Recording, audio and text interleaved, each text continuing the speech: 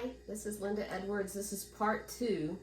I've done the beef roast in here, and you'll notice it's counting up now on a warming cycle because it's already beeped, it's done its thing.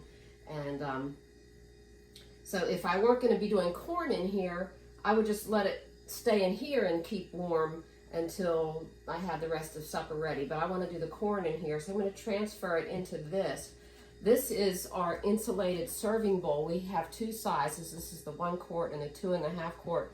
And both of them are so neat. It's like a thermos bowl, and it'll keep your food hot for about 2 hours. And the lid has a hook, so like if you're serving this at a buffet or something, you know, people can hook it on the side of the bowl and then put the lid back down so it stays hot. And you know, both of them will do that. They're very secure. You can pick them up even while that's on because it's real secure. So it's really, really handy. So I'm going to be putting, and you can buy them as a set too, or you can buy them individually. I'm going to use the bigger one because this roast was kind of high, and so I'm going to put it in here. All right, so the first thing I need to do, I see my red button is still up, so this is still under pressure. So what I'm going to do is push this button, and that will release the pressure. And I can push it and let it hold down so I don't have to stand there and hold it. But it will just keep releasing that pressure. When the red button goes down, then I know that it's good. So we'll just give that a minute.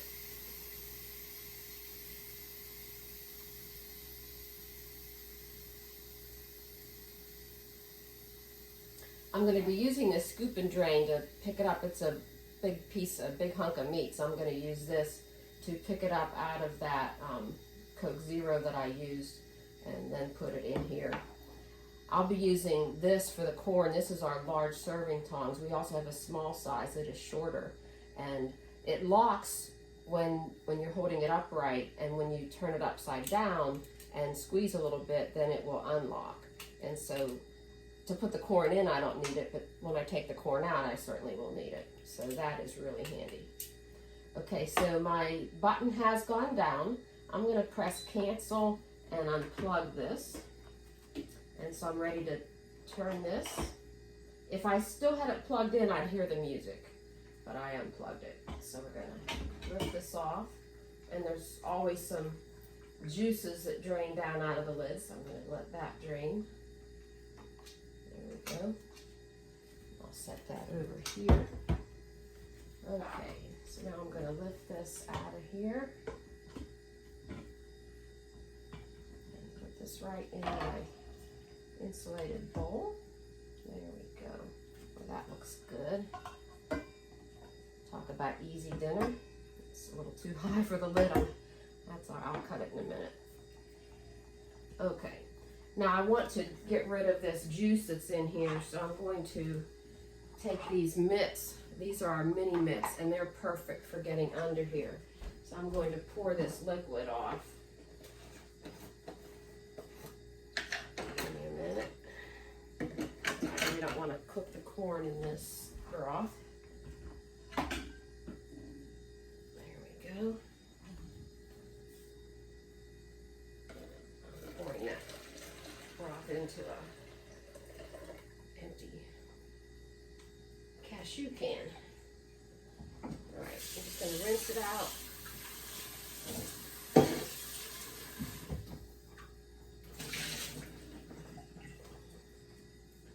Put it back in there. Okay. These mitts are wonderful because they're waterproof, they're heat proof. Of course, have to be heat proof to be mitts.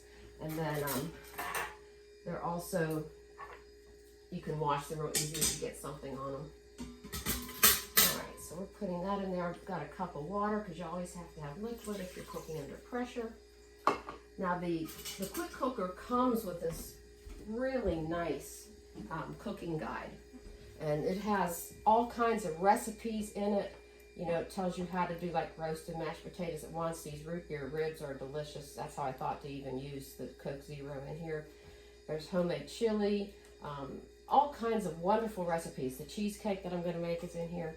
It also gives a guide for cooking things. It gives you things to start with to get yourself used to the cooker. It has a guide for grains and rice, for vegetables, meats and poultry, and then it starts into the recipes. And I've cooked corn in here before, and it turned out so perfect. And the corn's not in the list here, and I don't remember what time I used it was perfect.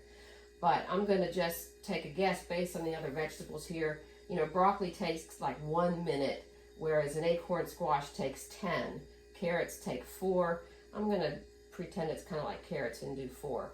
That sounds about right to me. So my internet's not working, or I would Google it on the internet and see what to do. But you know, when you live in the country, you gotta take what you can get. So I'm gonna put the corn in there.